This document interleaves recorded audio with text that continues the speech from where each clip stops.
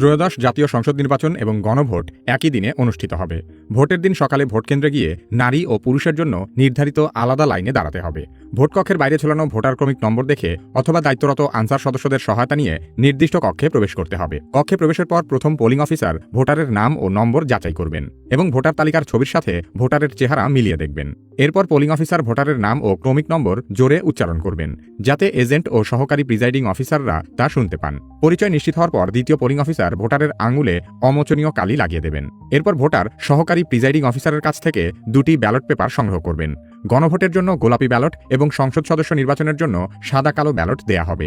Ballot গ্রহণের সময় ভোটারকে স্বাক্ষর অথবা টিপসই দিতে হবে এবং সিল মারার জন্য একটি রাবার স্ট্যাম্প প্রদান করা হবে।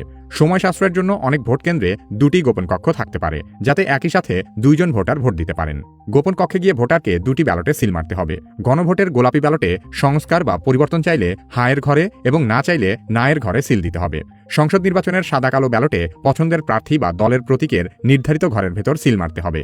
সিল ঘরের বাইরে চলে গেলে ব্যালটটি বাতিল হয়ে যেতে পারে। সিল মারা শেষে ব্যালটটি প্রথমে লম্বালম্বিভাবে এবং পরে আড়াআড়িভাবে ভাঁজ করতে হবে, যেন সিলের কালি অন্য ঘরে বা প্রতীকে না লাগে।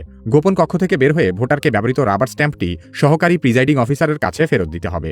এরপর নির্ধারিত ব্যালট বক্সে একই সাথে 2টি ব্যালট পেপারই ফেলে দিতে হবে। এই সহজ প্রক্রিয়ার মাধ্যমেই ভোটাররা তাদের ভোটাধিকার প্রয়োগ করতে পারবেন।